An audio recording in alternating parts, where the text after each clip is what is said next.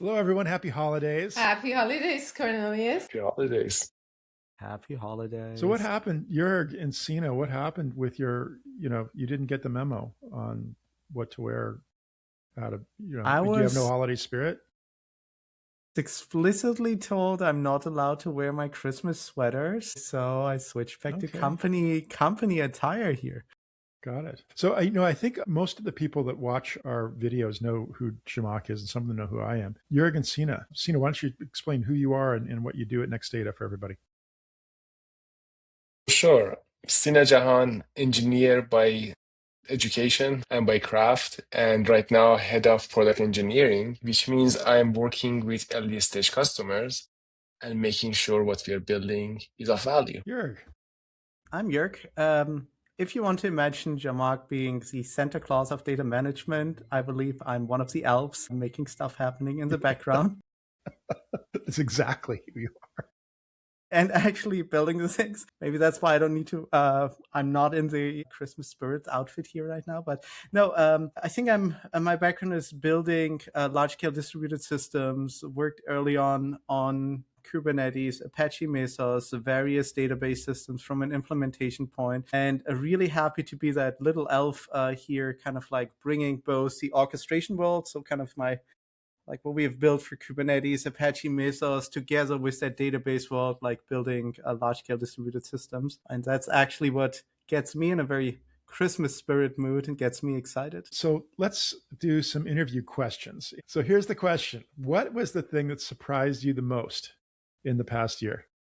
I feel for me, I'm not sure if it was really a surprise. I think I've already known it, but I think it was a more kind of like a learning through the broader ecosystem. I feel, especially all of us, we talked about that forever.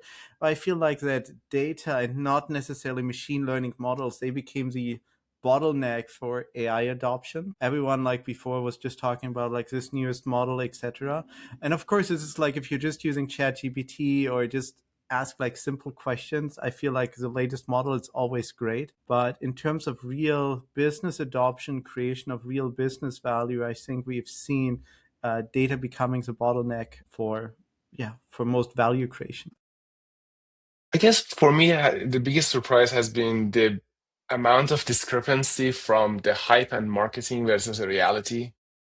If I look at my LinkedIn and Twitter, it's all about the wonderful powers of robots and AI taking over the world and our lives and works, and we're all gonna lose our jobs, and the AI has completely taken over. And the reality that we see in our customers is we are doing the very basics of things are not in place to enable things. A couple of examples that comes to my mind: we have customers who have banned AI altogether, no MCP, no AI in any product until further notice because of the fear of messing up, fear of security, fear of something bad can happen from the lack of a governance or lack of a structure before we can embrace AI. You see the people and the teams who are very excited about these technologies, and they're hearing all the news, and they want to be involved and they want to help the business with all these tools.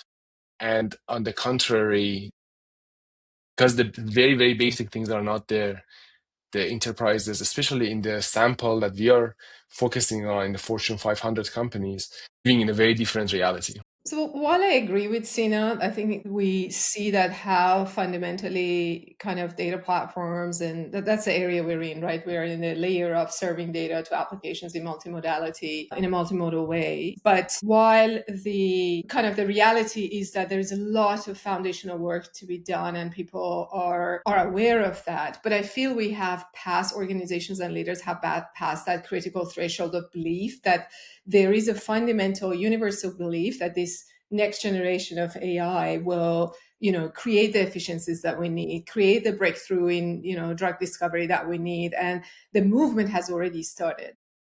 I feel like if you go back to our, conversation, Cornelius, you and I had at the end of 2024, we saw this kind of a slow, cautious economy where people are still not investing. The buying patterns were build over buy mostly. For me, it was surprising that while economy still remains cautious and slow, but that conviction around what next generation AI can do has opened up budget, has opened up work to build this next generation stack. I think we have a lot of learnings there, that what is working and what is not working. But for me, it's surprising that how quickly we have formed that universal belief. There is not a single CDO or CIO that we see and they say, oh, this is not going to work here. No, everybody's believing this is going to work here, and we find whether it's top line or bottom line efficiencies with it and innovation. So let's figure it out.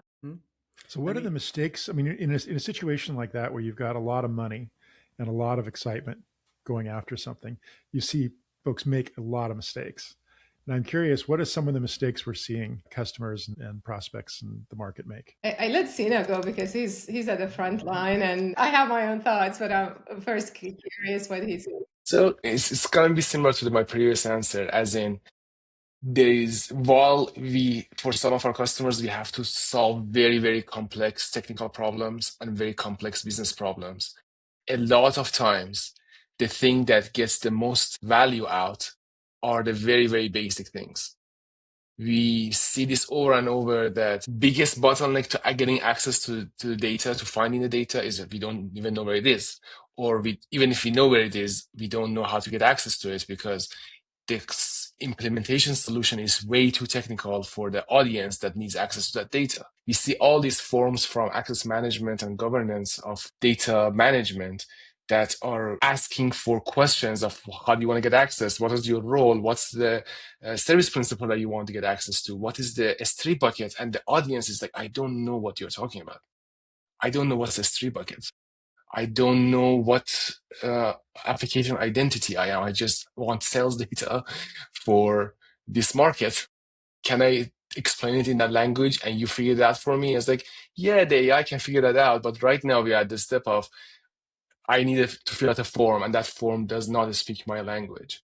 Or when you think about very basic things, that we have customers who are purchasing the same data, syndicated data from external groups over and over again from different parts of the company, just because of the fact that one part of the company on the marketing has no idea that the supply chain has purchased the same data. And these are data that are costing millions of dollars to purchase. And on top of that, hundreds of $1,000s to process and cleanse and contextualize for that business over and over again, one time on one platform, one time on the Snowflake, one time on Databricks, one time on Azure, one time on AWS. And of course, the syndicator of the data, they are a little bit biased in this, that they don't tell them that, hey, Why would you have why would they? You have 5 accounts with us. So the surprising part as a mistake is just the basics are not there, because the basics of discovery is not there. The basic of access management is not there in a way that it actually works for these companies. That's the biggest value that we are providing, which is not that complex to build. That was not my expectation from the product that we are building. What would be the biggest lift? Yeah, I more have a not sure whether counter example, but what I feel is like, as AI is like so disruptive, as Zhamak said, it's relevant for everyone.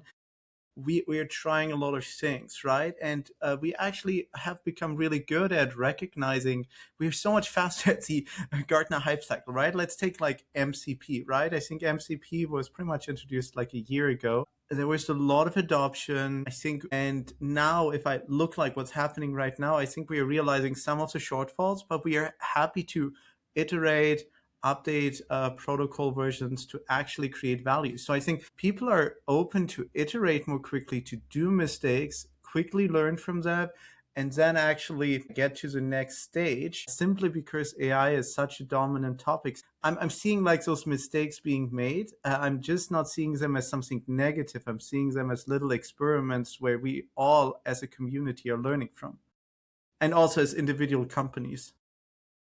So maybe I kind of agree where Jörg is heading in terms of taking the sentiment of the conversation to that. What are the hardest things that organizations need to change in this next phase of possibilities, right? Where you see so much possibilities. It's right at the fingertip, because you see applications like Lovable and this like fast moving layer of applied AI, and at the same time, you have to deal with this slow moving, impossible task of data that for decades we have thrown quite advanced technology at it and haven't really solved it, right? We haven't really cracked the AI ready, being fast data, high quality data, trusted data, all those characteristics that Sina mentioned. So if you kind of, when we look back, and we did quite a bit of analysis, we published this as data 3.0 versus data 2.0. We did quite a lot of kind of investigation inside our customers, working with them.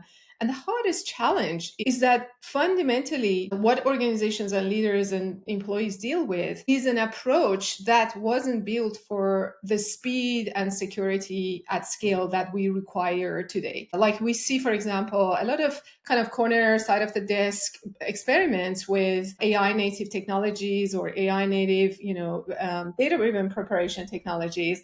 But organizations very quickly become disillusioned that this experiment is not going to scale at an enterprise. So then what's the answer? And then what they're left with is a burning data platform that was built based on, pipelining data and ETL after ETL after ETL to catalog the data and then layer access. And that fundamental model is not built, it's not going to give them the kind of the speed that they need for those lovable application building developers, right? So I think I have a lot of empathy for organizations dealing with an architecture and a set of technologies wired together for that architecture that is not going to give them the multimodality, is not going to give them the speed, is not going to give them what we call as umbrella term, really AI ready data. So I think that's a hard challenge. And I mean, that's been really our focus, right? All of our 2025 focus was speed at scale with safety, the concept of autonomous data product, collapsing that pipeline so that there is a catalyzing technology for these organizations to make the change and not spend the time on discovery layer only or this access layer, because that's not going to give them speed. I feel where you just said safety, I think one thing coming to mind is, I feel like, for example, if you take a look at like governance, right? I feel like like years ago, it was always like this kind of like blocker somewhere, something central review board, someone needed to review that. But I think in this new world, like like you said, right, we need kind of like a stable foundation to be able to iterate quickly with whatever AI, what new AI development is going to throw at us also like next year in 25, 26 and going forward. So this is, I feel like, a trend I've like partially observed in 25 is that governance has turned from like being this blocker to actually enabler. If I have strong governance in place, I can move more quickly, I can ship more quickly. So it has actually become like a capability of my data. I think data that's where people management want to be. platform. I don't know that we are actually there. Yeah. I said it's a start I saw, but I would project this also continue in 26. But just kind of this sentiment, maybe let's call it like sentiment. We are not there from like a technical perspective, but I think from a realization of where we want to be. Zhamak, you were referring to sort of the current status quo, and often we talk about that as data 2.0, the do-it-yourself modern data stack. Data as storage versus data as live application. When did it become most glaringly obvious to you that was hitting the wall when you were talking? That's a great question. I mean, if you look back at our work as a company and my work prior to that, we've been really focused on this kind of bending the curve of data productivity, right? The speed with safety at scale, speed to data to action. Right. So not just data to first query. That was like a, old legacy term when people were building dashboards to query the data. And now it's the speed of data to action, where you can reliable agents taking an action on that data. And if you look at our work where we have been focusing on the efficiency and bending that kind of data plateauing or efficiency or productivity plateauing curve, we've been analyzing the problem from many different angles. So we've analyzed the problem from, okay, this is a centralization problem. You have a centralized team, of course they become a bottleneck.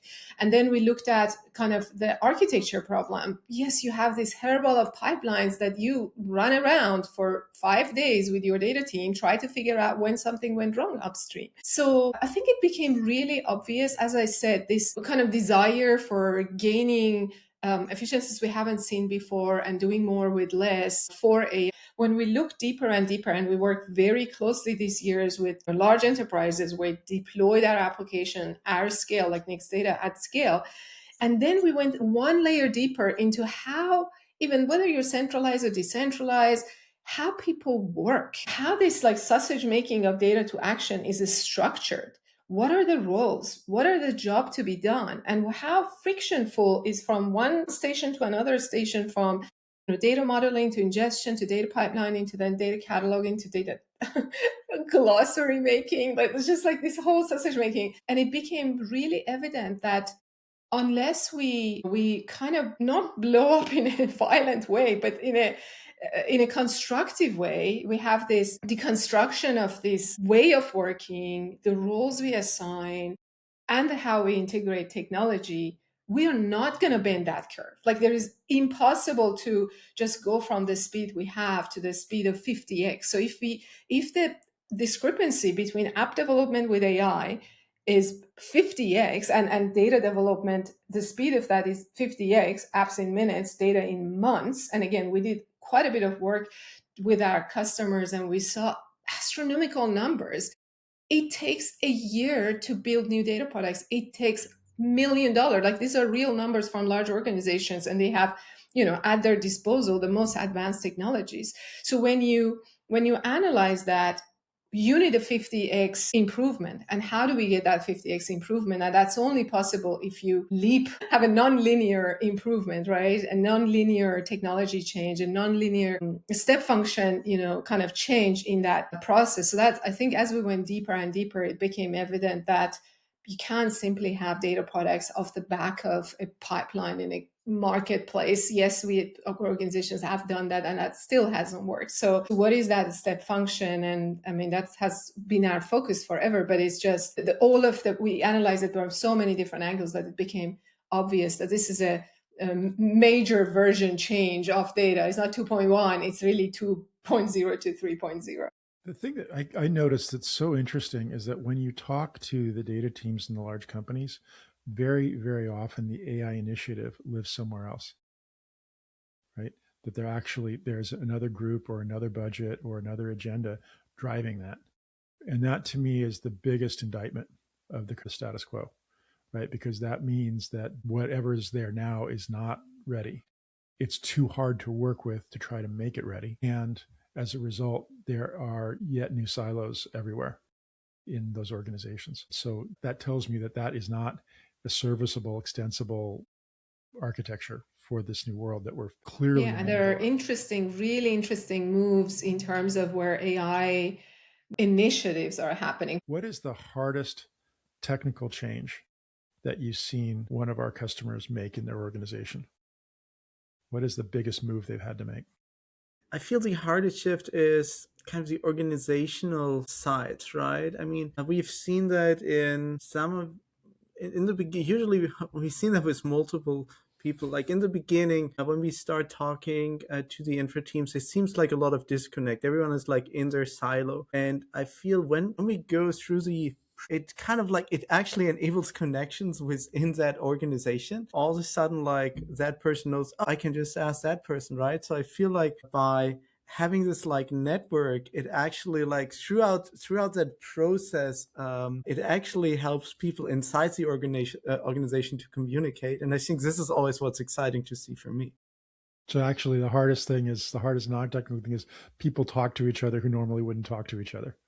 Yeah, not just talk, just be aware of each other, right? That's the first step. Right. Who can I talk to? And then actually talk to each other.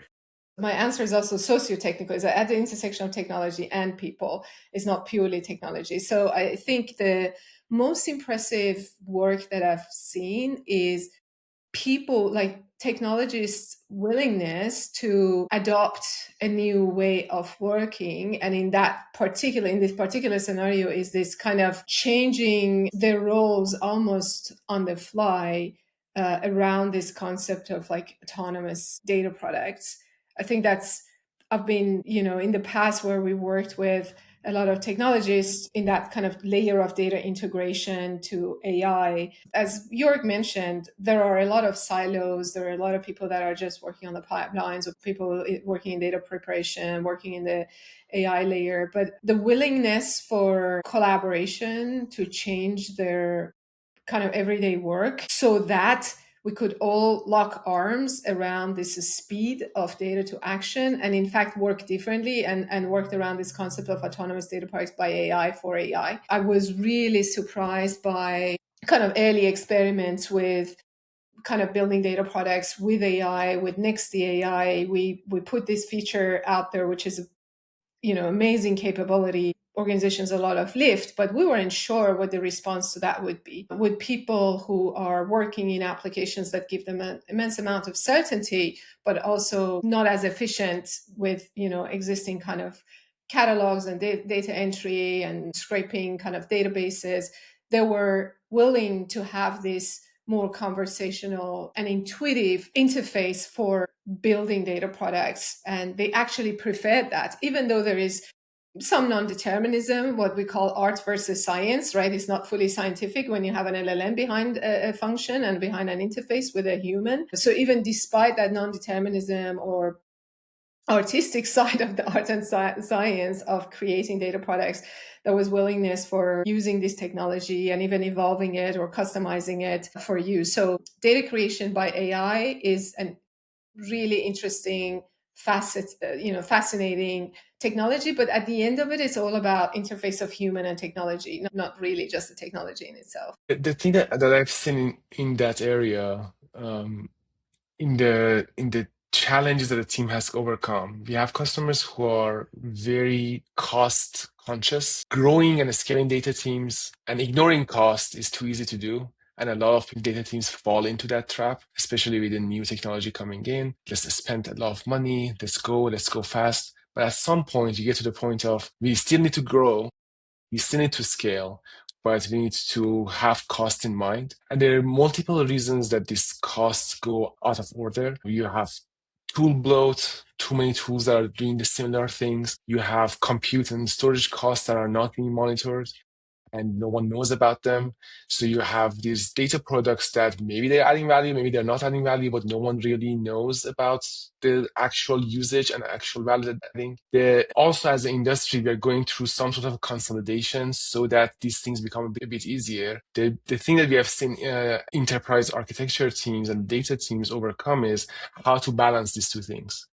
We want to grow, we want to go fast, we want to support all these domain teams who have all these ambitious goals, especially the GTM teams, because that's where the engine of the growth is coming from, not the actual data teams. But at the same time, we want to change the culture so that we are very cost conscious. As a data scientist, as a data engineer, as a consumer, it's very, very visible to you what's the impact of your queries, what's the impact of your reports, what's the impact of your requirements when you say something needs to be real time. Does it really need to be real time? Does it really need to be, what's the proper SLAs for this? And being able to scale across different teams without blowing costs. I think the summary of this, Cornelius, is that all of us struggle to answer your question because your questions are impossible to answer. The most exciting work, whether it's a challenge to overcome or whether it's an innovation, happens at that intersection of people working with technology. So with the three of us failed to answer your question exactly the way you asked.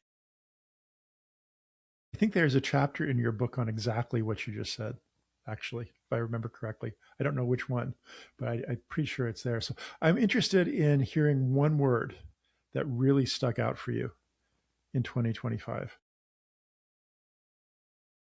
What's one word that like you heard over and over again or that really haunts you to this moment? Related to my earlier point, and goes both good and bad, I think it was MCP. Launched MCP endpoints. Both good and bad. So What's say the more bad about part? I'm saying good, both good, both and bad. I love that we are getting somewhere standardizing the interaction. I felt probably Anthropic themselves, they were surprised by the success of it. And it, like, if it just comes to the governance aspect we actually talked about earlier, there are definitely steps which are being added and added over time. So I felt like, especially if you started early on, MCP was great for like your small prototype. And now we're getting somewhere, whether it's MCP or some of the other protocols coming out there, where we actually get to like a more standardized way for those autonomous agents communicating with each other, communicating with data, communicating with other resources. And I think I've just seen that, I said, like, it's both very positive connotations, also kind of like some things where we also were really striking a wall because it was just not supported by the protocol in the beginning. So if you ask me for one word over and over, no negative, MCP. not just positive, not just negative connotation, that's probably MCP. That's very typical of our head of engineering. For me, it has been about trust. The trust keeps coming up in different contexts, in the context of contracts and ownership and continuous quality and governance by default. And especially with all these AI initiatives coming from the GTM sides, that's the biggest problem that I see, or the biggest word that keeps coming up in different. 2 years ago, it was about who has the biggest warehouse, who has the fastest one, who has the best benchmark. I feel like we have gone past that. It's not about that anymore. It's about who can turn data, make it AI ready with trust and repeatability and governance faster. For me, the word that sticks out is blast radius. And in the context of how the risk profile of these agents changes when they actually have autonomy and can make decisions, and how quickly catastrophe can propagate, right? When you've got robots making decisions, and how important it is to actually give them the correct data in a way that is predictable, auditable, and always the answer that the agent needs to be able to do the work that you're expecting them to do. Sort of related to trust, we entered a whole new world. When we will be entering a whole new world, when we start giving the AI the ability to take actions, and that's going to be a very interesting time for sure.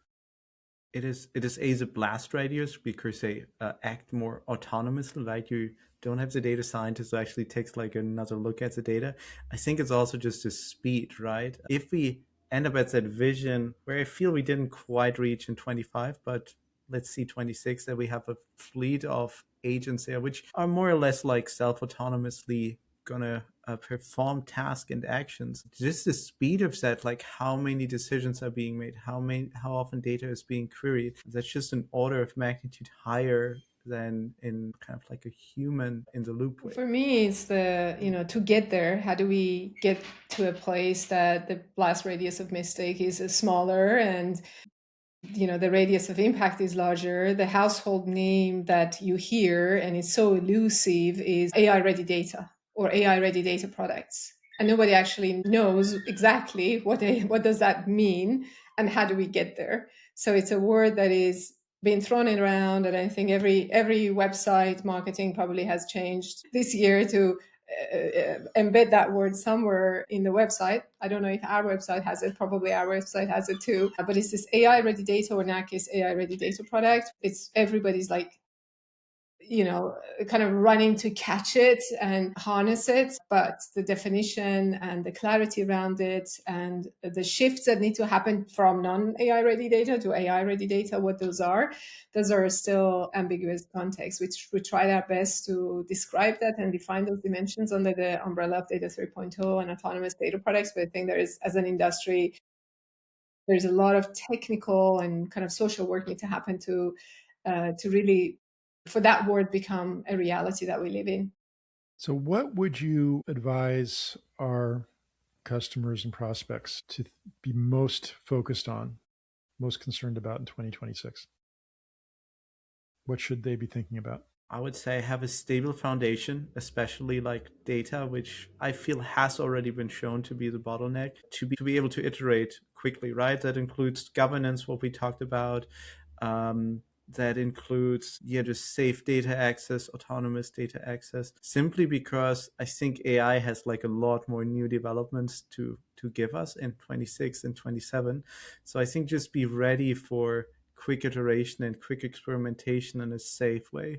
I can go next. I think there is so much noise that as an enterprise data AI leader, you hear and you have to kind of filter through noise around kind of multitude of technologies, noise around different approaches to do this, different initiatives. I would say on the data to AI aspect of it, have very clear KPI that you can measure. So you don't have to fall into the trap of who's the loudest voice in the room and who's the business unit with the most money or the highest paid person with an opinion. And to me, again, those main KPI it measure your data to action.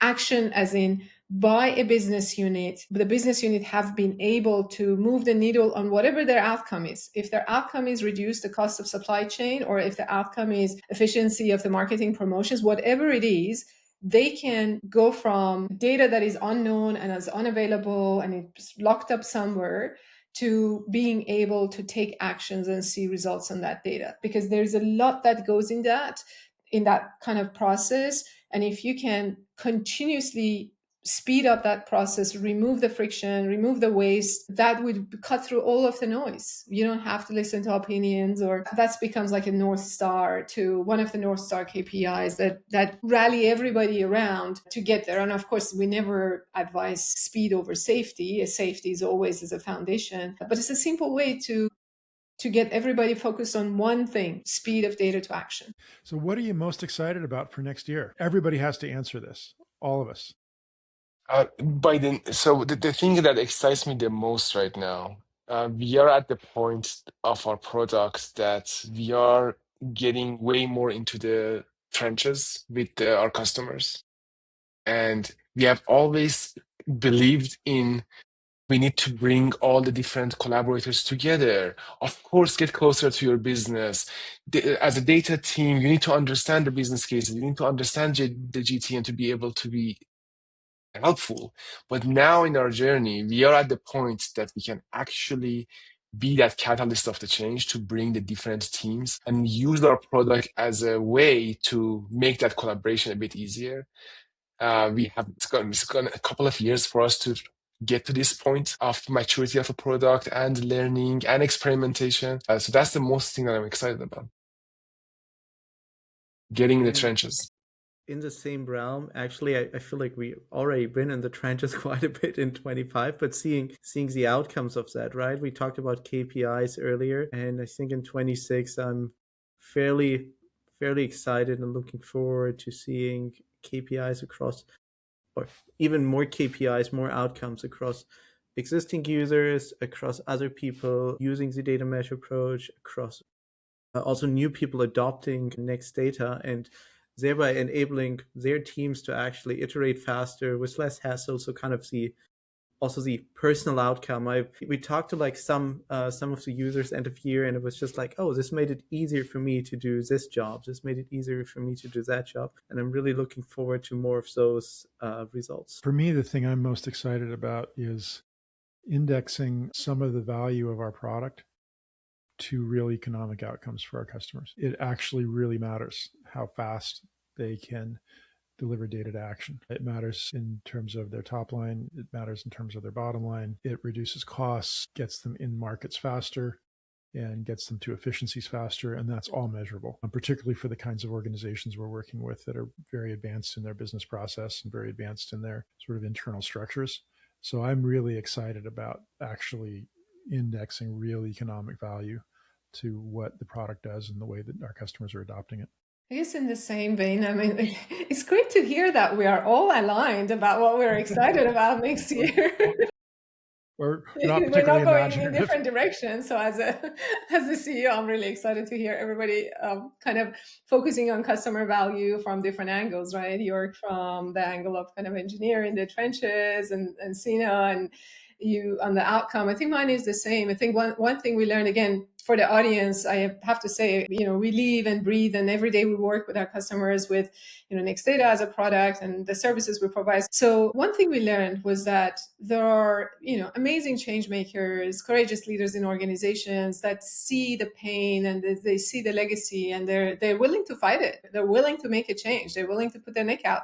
However, they face an immense amount of organizational inertia to make that possible. Inertia at all levels, right? From technology to processes to people and so on. And places we have been most successful to help those leaders to move the needle, again, the needle being around time to data to action reduction, efficiencies around the cost, having agents to talk to the data safely. Those areas where we have been most successful are where we actually went to trenches alongside the teams. It wasn't, this is the product, go and use Nextdata and your problem is solved. It's Nextdata and Nexters will go in trenches with you and build a few sample use cases to exemplify how this new world, this future would look like. And how that's possible. And the future is here. You don't have to fight every single organizational initiative when you can show value fast and do that in a way that is scalable. So for the next year, I'm super excited that we are embracing that go-to-market model, the embracing to partner from the kind of product perspective and from execution perspective, and have more examples to really share with the industry around bending the curve of data innovation and finally getting to the results that we expect in terms of AI native use cases. Well, let's all wish all of our customers and prospects and followers and employees and investors and all the people who are supporting us and helping us at Nextdata a Happy New Year. And thank you all Happy for your New support. Year. You know who you are. Happy New Year. Happy holidays. Happy New Year. Whoever you are, Happy New Year.